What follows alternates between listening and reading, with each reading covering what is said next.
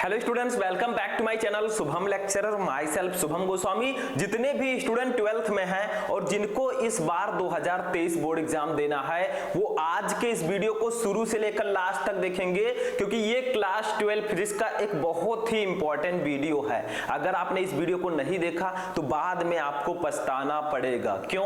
क्योंकि इस वीडियो में मैं आपको क्लास 12 फिजिक्स के 10 ऐसे महत्वपूर्ण टॉपिक को आंसर के साथ बताऊंगा। सही सुना आपने, आंसर के साथ। जो टॉपिक आपके बोर्ड एग्जाम में हर साल पूछे जाते हैं और 99% चांस है कि 2023 बोर्ड एग्जाम में भी ये टॉपिक आपके बोर्ड एग्जाम में आएंगे।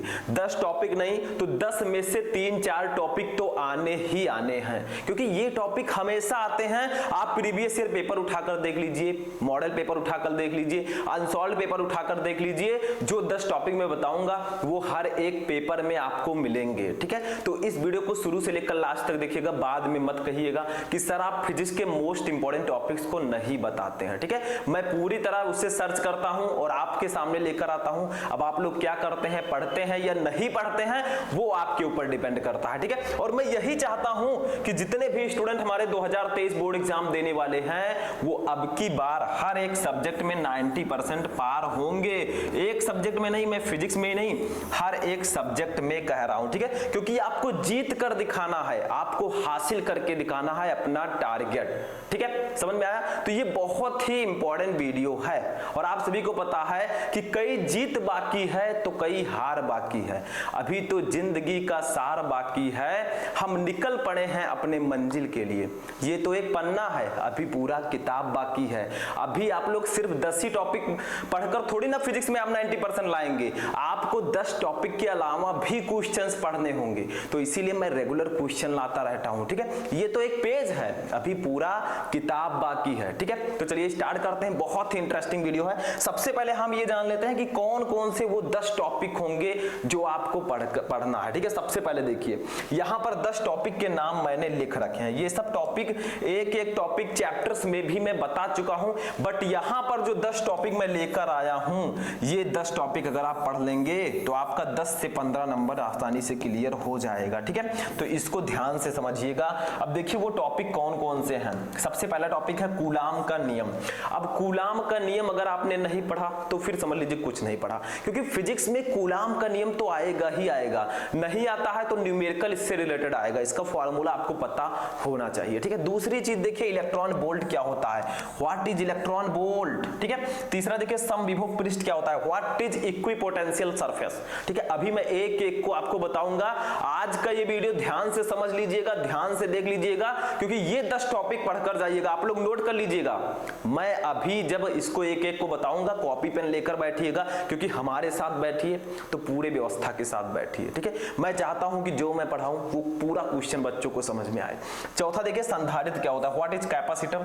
फोर्थ है संधारित्र की धारिता, कैपेसिटेंस ऑफ कैपेसिटर। 6 है विशिष्ट चालकता, स्पेसिफिक कंडक्टेंस क्या होता है। 6 है सेल का आंतरिक प्रतिरोध, what is the internal resistance of a cell. And Kirchhoff का धारा नियम। ठीक है, किरचॉफ का जो फर्स्ट लॉ है, किरचॉफ्स फर्स्ट लॉ। उसके बाद में देखिए धारा घनत्व, what is current density and Lorentz force, what is Lorentz force. ये 10 टॉपिक लिख लीजिए आप लोग। ये 10 टॉपिक, अगर इसमें से एक भी टॉपिक नहीं आया तो बताना, कोई ना कोई टॉपिक जरूर आएगा। तो चलिए एक एक को हम विस्तार से पढ़ते हैं। सबसे पहले हम पढ़ेंगे कूलाम के नियम को, फिर इलेक्ट्रॉन वोल्ट को। एक एक टॉपिक को हम पढ़ेंगे। ठीक है, हमारे साथ पढ़ेंगे, बहुत ही आसानी से समझ में आएगा। चलिए आगे बढ़ते हैं, सबसे पहला टॉपिक देखते हैं। लेकिन इससे पहले आप लोग एक काम कीजिएगा, अगर आप लोग ऐसे ही सभी सब्जेक्ट के टॉपिक चाहते हैं तो इस वीडियो को लाइक कर दीजिएगा, चैनल पर नए चैनल को सब्सक्राइब कर लीजिएगा, क्योंकि हमारे ऐसे भी बहुत सारे स्टूडेंट हैं जो चैनल को सब्सक्राइब किए बिना ही पढ़ते हैं। क्या फायदा होगा? कोई नहीं, मैं वीडियो अपलोड करूंगा आपके पास नोटिफिकेशन ही नहीं जाएगा, तो सब्सक्राइब जरूर कीजिए। ठीक है, चलिए फर्स्ट क्वेश्चन देखते हैं क्या है। देखिए ये कूलाम का नियम। अब कूलाम का नियम किसको नहीं पता है, बताइए आप में से कौन है ऐसे जिनको कूलाम का नियम है। फर्स्ट ही चैप्टर में देखिए कूलाम का वैद्युत बल संबंधी नियम लिखिए, ऐसा क्वेश्चन आता है। अब ये अति लघुत्तरीय प्रश्नों में भी आता है, 2 नंबर वाले लघुत्तरीय प्रश्नों में भी आता है। तो कूलाम का नियम तो सभी को पता है। देखिए मैं बता दूं एक बार फिर से। देखिए 2 स्थिर बिंदु आवेशों के मध्य लगने वाला आकर्षण या प्रतिकर्षण बल दोनों आवेशों की मात्राओं के गुणनफल के अनुक्रमानुपाती तथा तथा उनके बीच की दूरी के वर्ग के व्युत्क्रमानुपाती होता है। ठीक है, अब ऐसे तो समझेंगे नहीं आप लोग, इतने भी टैलेंटेड नहीं है, बहुत सारे लोग समझ गए होंगे। देखिए दो स्थिर बिंदु आवेश हैं, ठीक है, एक ये और एक ये। भैया को मान लीजिए ये Q1 है, इनको मान लीजिए Q2 है। तो क्या कहा गया है, दो स्थिर बिंदु आवेशों के मध्य लगने वाला आकर्षण या प्रतिकर्षण बल, इन दोनों आवेशों के मध्य, देखिए इनके बीच की डिस्टेंस होगी कोई ना कोई, तो इनके बीच की जो दूरी है वो कितनी है, r है। ठीक है, तो क्या कहा गया, दो स्थिर बिंदु आवेशों के मध्य लगने वाला आकर्षण या प्रतिकर्षण बल, यानी कि इन दोनों आवेशों के मध्य लगने वाला जो बल होगा वो दोनों आवेशों की मात्राओं के गुणनफल के अनुक्रमानुपाती, यानी कि जो बल होगा वो दोनों आवेशों के गुणनफल के अनुक्रमानुपाती होगा तथा उनके बीच की दूरी के वर्ग के व्युत्क्रमानुपाती होगा, यानी कि जो इनके बीच की दूरी है इसके वर्ग के व्युत्क्रमानुपाती होगा। आप नियम से ही समझ सकते हैं। तो पहले कहा गया है कि जो इनके बीच लगने वाला बल होगा, बल को हम F से प्रदर्शित करेंगे, वो दोनों आवेशों के गुणनफल, देखिए Q1 × Q2 इसके अनुक्रमानुपाती होगा। ठीक है, तो इसको इक्वेशन नंबर 1 मान लेते हैं, इक्वेशन नंबर 1। ठीक है, यानी कि समीकरण नंबर 1। अब देखिए दूसरी कंडीशन क्या है, और जो बल होगा ये इनके बीच की दूरी, देखिए इनके बीच की दूरी कितनी है, r, इसके वर्ग के व्युत्क्रमानुपाती होगा, तो यानी कि 1/r²। ठीक है, ये हो जाएगा इक्वेशन नंबर 2। ठीक है, इक्वेशन नंबर 2। अब देखिए समीकरण 1 व 2 से हम निकाल लेंगे, समीकरण 1 व 2 से, ठीक है, 1 व 2 से। ठीक है, तो समीकरण 1 व 2 से हमें क्या मिलेगा, चित्र समझ में आ गया, दो आवेश हैं, इनके बीच की दूरी r है। ठीक है, तो 1 व 2 से समझिए क्या होगा, इसको मैं इरेज कर देता हूं। ठीक है, ये इरेज हो गया। अब साइड में मैं बताऊंगा। ठीक है, देखिए स्टेप बाय स्टेप समझिए, इस साइड में मैं बता रहा हूं। ठीक है, तो इस साइड में क्या हो जाएगा, देखिए F जो होगा वो होगा F अनुक्रमानुपाती Q1 × Q2। ठीक है, Q1 × Q2 अपान r²। हम इसको इस प्रकार से भी लिख सकते हैं, क्योंकि देखिए बल जो है इन दोनों के अनुक्रमानुपाती है, तो हमने Q1 × Q2 रख दिया, और r² के व्युत्क्रमानुपाती है तो हमने इस प्रकार से लिख दिया। ठीक है, अब यहां से जब इसको हटाएंगे, अनुक्रमानुपाती के चिन्ह को बराबर लगाएंगे, तो हमारा हो जाएगा K × Q1 Q2 अपान r²। यहां पर k आ जाएगा।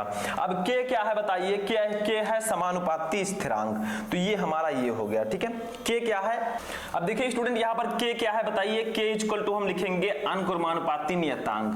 k जो है ये है अनुक्रमानुपाती नियतांक। ठीक है, अनुक्रमानुपाती नियतांक। ठीक है, अब हमारे कुछ स्टूडेंट कहेंगे जो ब्रिलियंट हैं, वो कहेंगे सर k की वैल्यू क्या होती है। जैसे मान लीजिए आपको न्यूमेरिकल लगाना है, कूलाम के नियम से संबंधित न्यूमेरिकल आ गया, तो k की वैल्यू भी तो आपको पता होनी चाहिए। तो k की वैल्यू होती है, देखिए यहां पर मैं लिख देता हूं साइड में। ठीक है, k का वैल्यू होता है 9 × 10⁹ न्यूटन मीटर स्क्वायर। देखिए मैं यहां पर लिख दे रहा हूं न्यूटन मीटर स्क्वायर प्रति कूलाम स्क्वायर। इसको नोट कर लीजिए, जल्दी से नोट कीजिए, कूलाम स्क्वायर। तो k की जो वैल्यू होती है, समानुपाती स्थिरांक का जो वैल्यू होता है वो कितना होता है, 9 × 10⁹ न्यूटन मीटर स्क्वायर प्रति कूलाम स्क्वायर। तो अगर आपको दो आवेश दिए गए हैं, उनके बीच की दूरी दी गई है, तो आप उन दोनों आवेशों पर लगने वाले बल को निकाल सकते हैं, न्यूमेरिकल में आता है, ध्यान रखिएगा। तो इसको जल्दी से नोट कर लीजिए, यहां पर k की वैल्यू आपको रखनी होगी तो आप इसको रख देंगे। ठीक है, या यहां पर k के जगह पर आप 1/4πε0 भी रख सकते हैं, मैंने पहले भी बताया था। आप चाहे तो इसी फॉर्मूले को लिख सकते हैं 1/4πε0 × Q1 Q2 अपान r²। तो 1/4πε0 की वैल्यू भी यही होगी, क्योंकि वो k के बराबर है। ठीक है, तो सेम वैल्यू 9 × 10⁹ ही होगा। तो ये समझ में आ गया कूलाम का नियम, दो स्थिर बिंदु आवेशों के बीच लगने वाला आकर्षण अथवा प्रतिकर्षण बल उन दोनों आवेशों के गुणनफल के अनुक्रमानुपाती तथा उनके बीच की दूरी के वर्ग के व्युत्क्रमानुपाती होता है। ये हमारा फॉर्मूला, और ये हमारा फॉर्मूला निकल कर आ गया। ठीक है, तो इसको जल्दी से नोट कीजिए, तब हम देखेंगे सेकेंड टॉपिक। नोट कर लीजिए इसको। तो देखिए जो हमारा सेकेंड टॉपिक है ये है इलेक्ट्रॉन वोल्ट। देखिए इलेक्ट्रॉन वोल्ट क्या होता है, क्या ऐसे क्वेश्चन आएगा, इलेक्ट्रॉन वोल्ट की परिभाषा दीजिए, यानी कि व्हाट इज इलेक्ट्रॉन वोल्ट। आपको डेफिनेशन बताना है ईवी का, ईवी का मतलब इलेक्ट्रॉन वोल्ट, ठीक है। तो देखिए आपको एक हेडिंग डालना है प्यारा सा, इलेक्ट्रॉन वोल्ट, ठीक है, ऐसे हेडिंग डालना है। आप लोग कमेंट करके बताइएगा कि कितने टॉपिक आपको इन 10 टॉपिक में से पहले ही पता है, और ये भी बताइएगा फिजिक्स में कितने चैप्टर आप पढ़ चुके हैं। कमेंट करके सभी लोग बताइएगा, नीचे कमेंट बॉक्स खाली है, ठीक है। देखिए इलेक्ट्रॉन वोल्ट क्या होता है, यह ऊर्जा का जूल की तुलना में बहुत छोटा मात्रक है, यानी कि जो इलेक्ट्रॉन वोल्ट है ये ऊर्जा का मात्रक है, लेकिन जूल की तुलना में बहुत छोटा है। इलेक्ट्रॉन भौतिकी में हम इसका यूज करते हैं। इसको इस प्रकार परिभाषित किया जा सकता है, एक इलेक्ट्रॉन वोल्ट को हम कुछ इस प्रकार से डेफिनेट कर सकते हैं, इसकी परिभाषा बता सकते हैं। कैसे, देखिए एक इलेक्ट्रॉन वोल्ट वह ऊर्जा है जो कि एक इलेक्ट्रॉन आवेश, ठीक है, एक इलेक्ट्रॉन पे कितना आवेश होता है 1.6 × 10⁻⁻19 कूलम एक वोल्ट विभवांतर पर त्वरित होने पर प्राप्त होता है। यानी कि एक इलेक्ट्रॉन वोल्ट वह ऊर्जा है जो एक इलेक्ट्रॉन एक वोल्ट विभवांतर पर त्वरित होने पर प्राप्त होता है। ऐसे आप डेफिनेशन बता सकते हैं। इसकी वैल्यू कितनी होगी उसको समझ लीजिए, एक इलेक्ट्रॉन वोल्ट, ठीक है। देखिए एक इलेक्ट्रॉन वोल्ट की वैल्यू कितनी होगी, तो लिखेंगे एक इलेक्ट्रॉन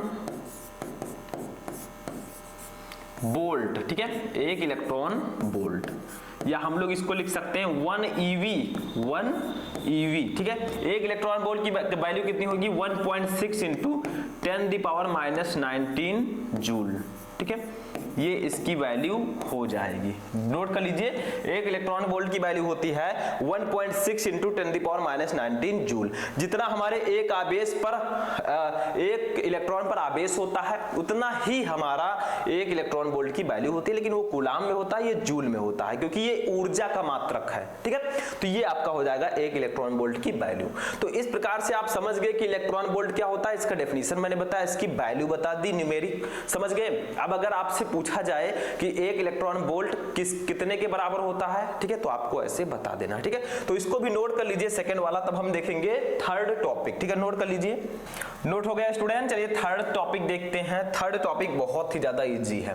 ये क्या है, समविभव पृष्ठ। देखिए समविभव पृष्ठ से क्या तात्पर्य है, व्हाट इज इक्विपोटेंशियल सरफेस। हमारे सेकंड चैप्टर में स्थिर विद्युत विभव तथा धारिता में समविभव पृष्ठ एक बहुत ही इंपॉर्टेंट टॉपिक है। तो नाम से स्पष्ट है, समविभव मतलब क्या हुआ, विभव समान, ठीक है। तो देखिए इसका डेफिनेशन समझिए, सिर्फ डेफिनेशन ही इसका आता है, तो इसको समझ लीजिए। देखिए किसी वैद्युत क्षेत्र में खींचा गया वह पृष्ठ, किसी वैद्युत क्षेत्र में खींचा गया वह पृष्ठ जिस पर स्थित सभी बिंदुओं पर, इस पर स्थित जितने भी बिंदु हैं, ठीक है, जितने भी बिंदु हैं उस पर वैद्युत विभव बराबर हो, समविभव पृष्ठ कहलाता है।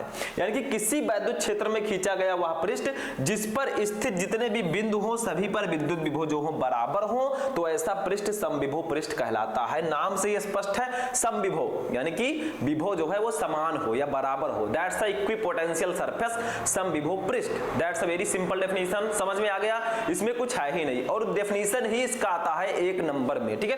तो समविभव पृष्ठ वह पृष्ठ होता है जिस पर स्थित सभी बिंदुओं पर विद्युत विभव बराबर होता है, ठीक है। तो इसको नोट कर लीजिए, बहुत ही सिंपल है, इसमें कुछ है ही नहीं, तो इसको हम इतना ही समझेंगे, ठीक है। समझ में आ गया, नोट कर लीजिए। चलिए नेक्स्ट क्वेश्चन देखते हैं, क्वेश्चन नंबर 4। आप लोग नोट कर लिया कीजिए साथ में, ठीक है, समझिए, नोट कीजिए। नेक्स्ट क्वेश्चन है, संधारित्र किसे कहते हैं, व्हाट इज कैपेसिटर। तो देखिए कैपेसिटर का यूज हम करते क्या हैं, बताइए क्यों करते हैं इसका यूज। तो देखिए डेफिनेशन में समझ में आ जाएगा। देखिए संधारित्र एक ऐसा समायोजन है जिसमें किसी चालक के आकार में परिवर्तन किए बिना उस पर आवेश की पर्याप्त मात्रा संचित की जा सकती है। यानी कि आवेशों को संचित करने के लिए, आवेशों को इकट्ठा करने के लिए हम संधारित्र का यूज करते हैं, ठीक है। उसके आकार और उसकी आकृति में कोई भी परिवर्तन नहीं करेंगे और उसमें अधिक से अधिक आवेश को हम संचित कर सकते हैं, एकत्रित कर सकते हैं या स्टोर कर सकते हैं। तो ऐसा जो समायोजन होता है इसी को हम संधारित्र बोलते हैं।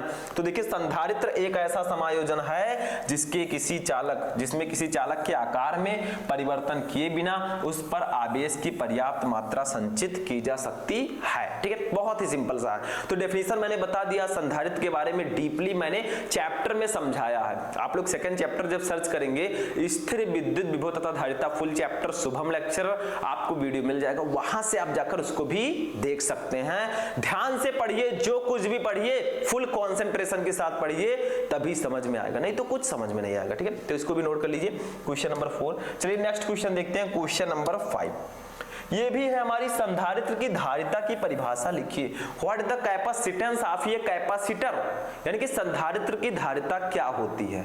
तो ये भी बहुत ही सिंपल सा है, सिर्फ डेफिनेशन में ही आपको इसका फार्मूला, इसका मात्रक सब कुछ मिल जाएगा। देखिए क्या है, किसी संधारित्र की धारिता उसकी एक प्लेट को दिए गए आवेश, संधारित्र की 2 प्लेटें होती हैं। ठीक है, संधारित्र की कितनी प्लेटें होती हैं, संधारित्र की 2 प्लेटें होती हैं, मैंने बताया था चैप्टर में। तो किसी संधारित्र की धारिता उसकी एक प्लेट को दिए गए आवेश, यानी कि इसकी एक प्लेट को दिए गए आवेश तथा दोनों प्लेटों के बीच उत्पन्न विभवांतर, इन दोनों प्लेटों के बीच उत्पन्न जो विभवांतर होता है इन्हीं के अनुपात के बराबर होता है, यानी कि C = Q/B। अब सबसे पहले ये समझिए, मैं इसको इरेज कर रहा हूं। ठीक है, इसको मैं इरेज कर रहा हूं। देखिए यहां पर बहुत ध्यान देने के लिए आप लोगों को बहुत ध्यान देना है। देखिए क्या कहा गया है, किसी संधारित्र की धारिता उसकी एक प्लेट को दिए गए आवेश तथा दोनों प्लेटों के बीच उत्पन्न विभवांतर के अनुपात के बराबर होती है। पहले ये समझिए, संधारित्र की धारिता को, देखिए संधारित्र की धारिता को, ठीक है, धारिता को C से प्रदर्शित करते हैं। बताइए किससे करते हैं हम, C से। ठीक है, C से प्रदर्शित करते हैं,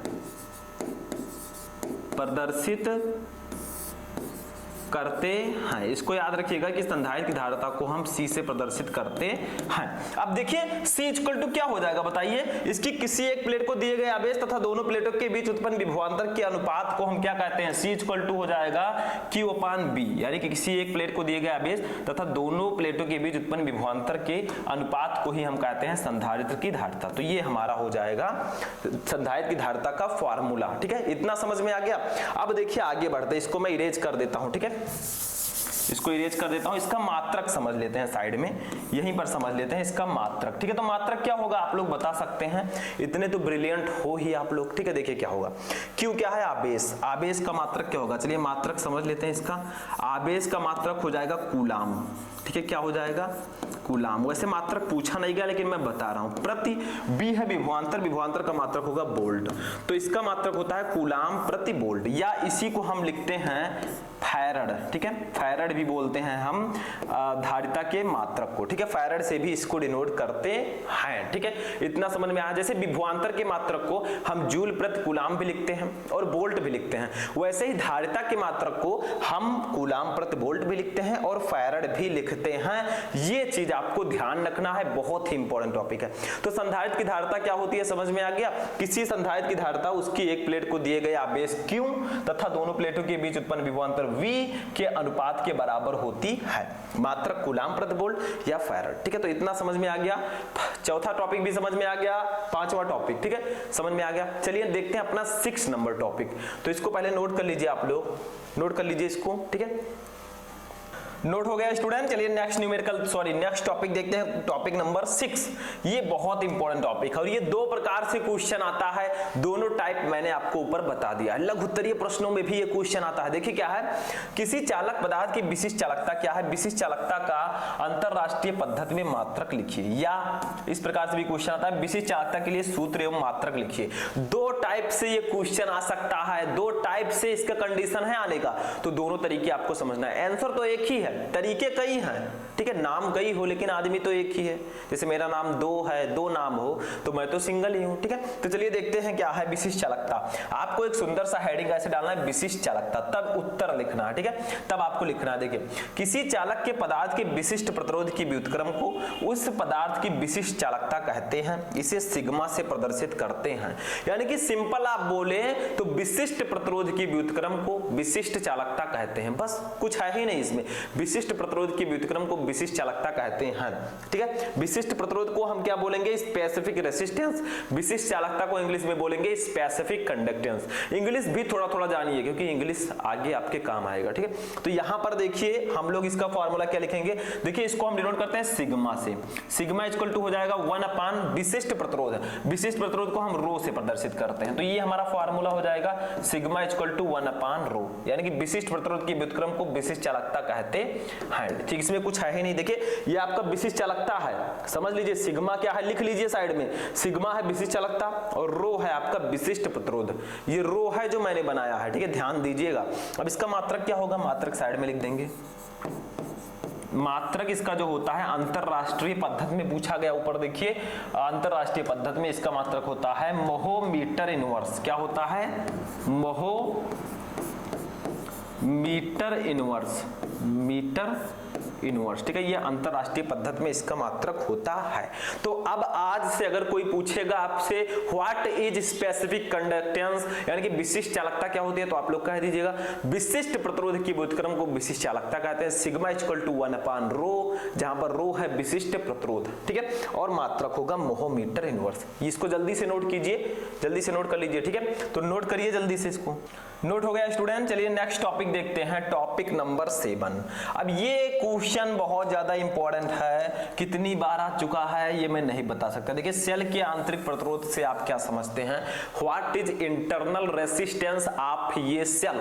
क्या होता है बताइए? सेल का आंतरिक प्रतिरोध क्या होता है? प्रतिरोध तो हमें पता है R इक्वल टू होता है V/I। ठीक है, V/I।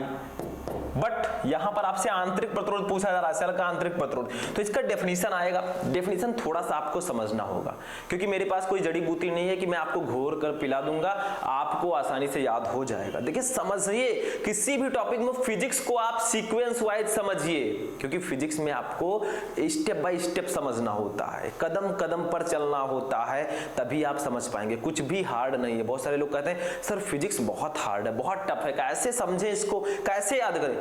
कुछ भी असंभव नहीं है। आप लोग करने का प्रयास तो कीजिए। बहुत सारे लोग देख कर ही डल जाते हैं। तो जब आप मैदान में जाएंगे ही नहीं, तो लड़ाई ही नहीं करेंगे तो क्या होगा? ठीक है, रिजल्ट थोड़ी ना निकलेगा। तो पहले आप मैदान में उतरिए, तो आप लोग तैयारी करिए, तो ठीक है, प्रयास तो करिए, बाकी तो मैं आपको बताऊंगा ही। देखिए सेल का आंतरिक प्रतिरोध क्या होता है? जब किसी सेल की प्लेटों को तार द्वारा जोड़ देते हैं तो तार में वैद्युत धारा सेल की धन प्लेट से ऋण प्लेट की ओर तथा सेल के भीतर उसके घोल में ऋण प्लेट से धन प्लेट की ओर बहती है। ये लाइन याद करिए पहले। देखिए अगर किसी सेल की, मान लीजिए सेल की 2 प्लेटें होती हैं, अब दोनों प्लेटों को अगर किसी तार द्वारा जोड़ देते हैं तो क्या होता है? सेल के अंदर सेल के धन प्लेट से ऋण प्लेट की ओर तथा सेल के बाहर सेल की, ठीक है, धन प्लेट से ऋण प्लेट की ओर तथा सेल के भीतर घोल में ऋण प्लेट से धन प्लेट की ओर धारा बहती है।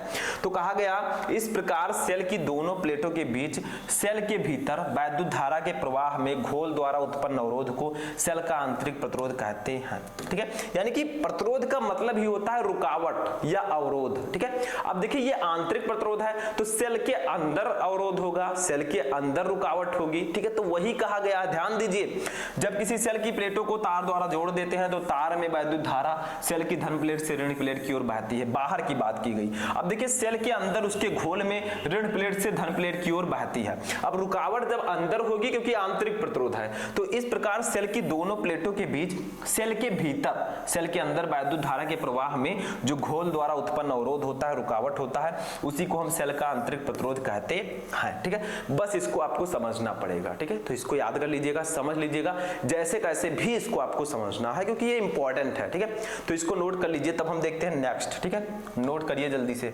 अब चलिए देखते हैं 8 नंबर टॉपिक क्या है। देखिए 8 number topic, that's a most important topic. सभी को पता है कि चैप्टर 4 में जो आपका गतिमान आवेश एवं चुंबकत्व है, ठीक है, सॉरी चैप्टर 3 जो आपका है विद्युत धारा, इसमें किरचॉफ का नियम कितना ज्यादा इंपॉर्टेंट है ये बताने की जरूरत ही नहीं है क्योंकि बहुत ज्यादा इंपॉर्टेंट है, सभी को पता है, हमेशा आते हैं। तो देखिए किरचॉफ का धारा नियम लिखिए। बहुत सारे लोग कहेंगे सर धारा नियम क्या है? किरचॉफ का फर्स्ट लॉ कहा जा रहा है यहाँ पर, फर्स्ट लॉ।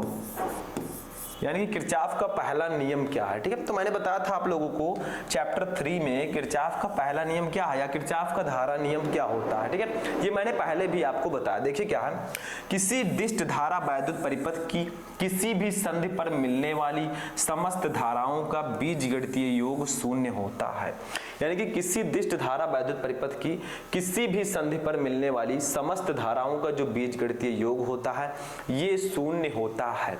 इतना समझ में आ गया, ठीक है। अब देखिए यहां पर कहा क्या जा रहा है कि सिग्मा का मतलब क्या होगा, बीजगणितीय योग सिग्मा आई इक्वल टू, ठीक है। क्या कहा गया है, समस्त धाराओं का, तो सिग्मा आई इक्वल टू हो जाएगा 0, ये कहा गया है यहां पर, ठीक है। क्या कहा गया है, ये यहां पर बताया गया। अब देखिए यहां पर एक चीज समझ ली, मान लीजिए कोई संधि है, ठीक है। तो ऐसे इसमें धाराएं हैं, देखिए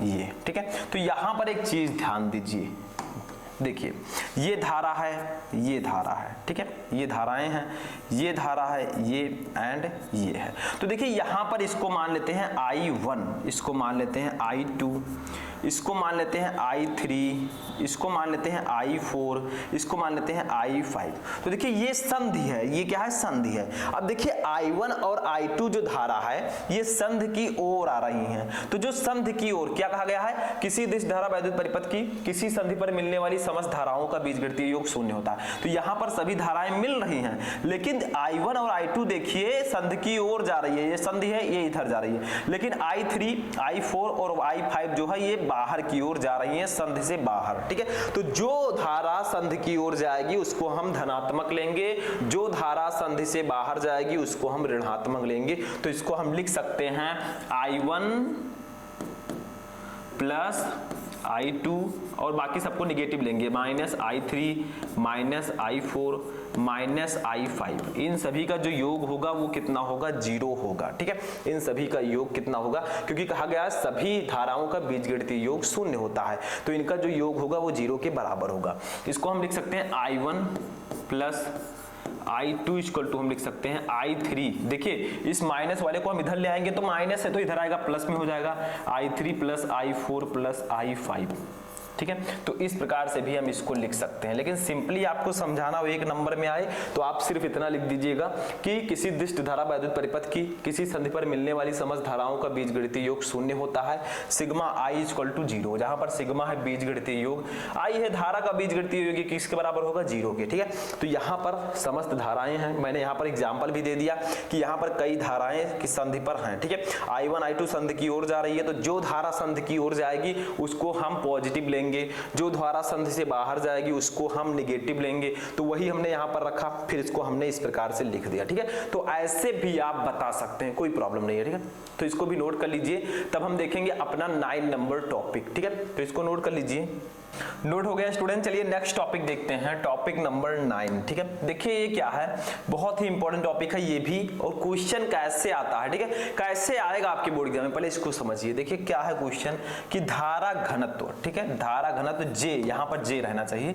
J से आप क्या समझते हैं, इसका मात्रक MKS से पद्धति में लिखिए तथा बीमा सूत्र बताइए। यानी कि व्हाट इज करंट डेंसिटी, आपको बताना है कि धारा घनत्व होता क्या है, इसका जो मात्रक होगा यूनिट, एंड इसका जो डायमेंशन होगा, डायमेंशनल फॉर्मूला, इसका जो विमेय सूत्र होगा वो क्या होगा, ठीक है। तो धारा घनत्व जो है बहुत ही सिंपल है, ऐसे हेडिंग डालेंगे, ऐसे करंट डेंसिटी धारा घनत्व, फिर लिखेंगे किसी चालक में किसी बिंदु पर, ठीक है, किसी बिंदु पर प्रति एकांक क्षेत्रफल से अभिलंबोत गुजरने वाली धारा I को उस बिंदु पर धारा घनत्व कहते हैं, इसे J से प्रदर्शित करते हैं।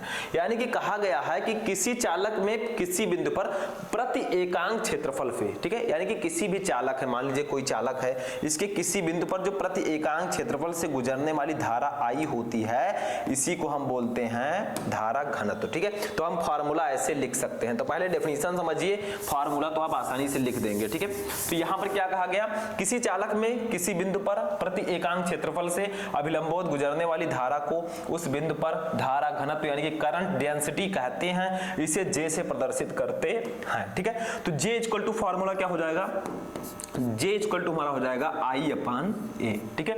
ये हमारा फॉर्मूला हो जाएगा धारा घनत्व का, ठीक है। यानी कि प्रति इकाई क्षेत्रफल से गुजरने वाली जो धारा होती है, ठीक है, उसी को हम कहते हैं धारा घनत्व। तो J इक्वल टू फॉर्मूला होगा I/A। अब यहां से आप यूनिट भी बता सकते हैं, इसका मात्रक क्या होगा बताइए। तो मात्रक साइड में मैं लिख देता हूं, देखिए यहां पर हेडिंग डालेंगे मात्रक, ठीक है। तो मात्रक क्या हो जाएगा, देखिए I है धारा, धारा का मात्रक होगा एम्पियर, ठीक है। और प्रति, देखिए A है एरिया, एरिया का मात्रक होता है मीटर स्क्वायर, तो एम्पियर प्रति मीटर स्क्वायर इसका मात्रक हो जाएगा धारा घनत्व का, ठीक है। मात्रक आप बहुत ही सिंपली निकाल सकते हैं, अगर आपके पास फॉर्मूला है टॉपिक का तो आप मात्रक फाइंड आउट कर सकते हैं। इसका बीमा क्या होगी इसकी, तो बीमा भी हम निकाल सकते हैं, बहुत ही सिंपल है, देखिए बीमा, ठीक है, हम निकाल कर आपको बताएंगे। यहाँ पर देखिए I की बीमा क्या होती है, धारा है, इसकी बीमा A होती है। A की बीमा क्या होगी, A है आपका क्षेत्रफल, क्षेत्रफल का बीमा होता है L स्क्वायर, ठीक है। तो इसको हम बीमा को ब्रैकेट के अंदर लिखते हैं, तो ऐसे लिखेंगे, ठीक है। अब यहाँ पर इसको इधर उधर करेंगे तो हमारा हो जाएगा A, ठीक है, और ये हो जाएगा हमारा L स्क्वायर, ठीक है, इस प्रकार से। इसी को हम लिख सकते हैं AL square, AL, sorry minus कर दीजिएगा, यहाँ पर माइनस क्यों रहेगा, क्योंकि नीचे स्क्वायर है, ठीक है, प्लस में, तो ऊपर आएगा तो माइनस में हो जाएगा, क्योंकि ऊपर आने पर चिन्ह बदल जाता है। तो AL-2 हम इतना भी लिख सकते हैं। लेकिन इसको अगर हम लोग लिखना चाहें, देखिए मैं यहाँ पर लिख दे रहा हूँ इसकी बीमा, आप लोग नोट कर लीजिएगा, ठीक है। इसी को अगर हम लिखना चाहें तो इस प्रकार से भी लिख सकते हैं बीमा, ठीक है। बीमा क्या लिख सकते हैं, M0 L-2 T0 A के पावर 1, ठीक है, ऐसे भी इसको हम लिख सकते हैं, ठीक है। M0 L के पावर -2 T0 A के पावर 1, ठीक है, ऐसे भी इसकी बीमा को हम लिख सकते हैं। बहुत ही सिंपल है, ठीक है, सिंपल है, m के ऊपर 0 है यानी कि यम नहीं है, तो यहाँ पर हम इस प्रकार से भी लिख सकते हैं। तो ये आपका हो जाएगा करंट डेंसिटी, यानी कि धारा घनत्व क्या होता है। तो मैंने फॉर्मूला, पहले डेफिनेशन बताया, फिर फॉर्मूला बताया, फिर यूनिट बताया एंड फिर डायमेंशनल फॉर्मूला मैंने बताया, ठीक है। तो इसमें कुछ है नहीं, आप लोग यहाँ से आसानी से निकाल सकते हैं या आप यहीं से निकाल सकते थे। देखिए एम्पियर क्या है, I है, इसका हो जाएगा A, ठीक है, क्या हो जाएगा A हो जाएगा, और मीटर स्क्वायर है, प्रति मीटर स्क्वायर, तो AL-2 आप इससे भी निकाल सकते थे, ठीक है, लेकिन मैंने थोड़ा समझा दिया। तो इसको नोट कर लीजिए, तब हम देखते हैं टॉपिक नंबर 10। नोट हो गया स्टूडेंट, चलिए नेक्स्ट टॉपिक देखते हैं, टॉपिक नंबर 10, ठीक है। टॉपिक नंबर 10 देखिए, हमारे चौथे चैप्टर का टॉपिक है, बहुत इंपॉर्टेंट है। लॉरेंज बल क्या है, व्हाट इज लॉरेंज फोर्स, ठीक है, that's the most important topic. तो देखिए इसमें आपको क्या करना है, बहुत ही सिंपल है। लॉरेंज बल होता क्या है, जैसे हमारे फर्स्ट चैप्टर में वैद्युत बल होता था, ठीक है, जो इलेक्ट्रॉनों पर लगता था। अब यहाँ पर क्या होगा, देखिए क्या होगा, चुंबकीय क्षेत्र में गतिमान आवेश इलेक्ट्रॉन पर लगने वाले बल को चुंबकीय बल या लॉरेंज बल कहते हैं, ठीक है। यानी कि आपको कहा गया है, देखिए वैद्युत क्षेत्र में जो बल लगता था उसको हम वैद्युत बल कहते थे, बट यहां पर क्या है, चुंबकीय क्षेत्र में गतिमान आवेश यानी कि इलेक्ट्रॉन पर लगने वाले बल, चुंबकीय बल को लॉरेंज बल कहते हैं। जो चुंबकीय क्षेत्र में आवेश पर बल लगेगा उसको हम लॉरेंज बल कहेंगे, जो वैद्युत क्षेत्र में लगेगा उसको हम वैद्युत बल कहेंगे, ठीक है। दोनों में यही डेफिनेशन, यही डिफरेंस है, ठीक है। तो ये आपका हो गया। अब मान लीजिए यदि क्यों आवेश, यदि क्यों आवेश, मान लीजिए आवेश क्यों है, ठीक है, जैसे वो चुंबकीय क्षेत्र में गति कर रहा है आवेश, तो मान लीजिए कोई आवेश क्यों है, वो b वेग से चुंबकीय क्षेत्र की दिशा में थीटा कोण से गति कर रहा है, तो हमारा फॉर्मूला क्या होगा, लॉरेंज बल का, ठीक है। तो यहां पर लिखिए, यदि क्यों आवेश v वेग से चुंबकीय क्षेत्र की दिशा में, चुंबकीय क्षेत्र की दिशा में थीटा कोण पर, मान लीजिए थीटा कोण बनाते हुए वो गति करता है, ठीक है। तो थीटा कोण पर गति करे तो उस पर लगने वाला लॉरेंज बल क्या होगा, यानी कि उस पर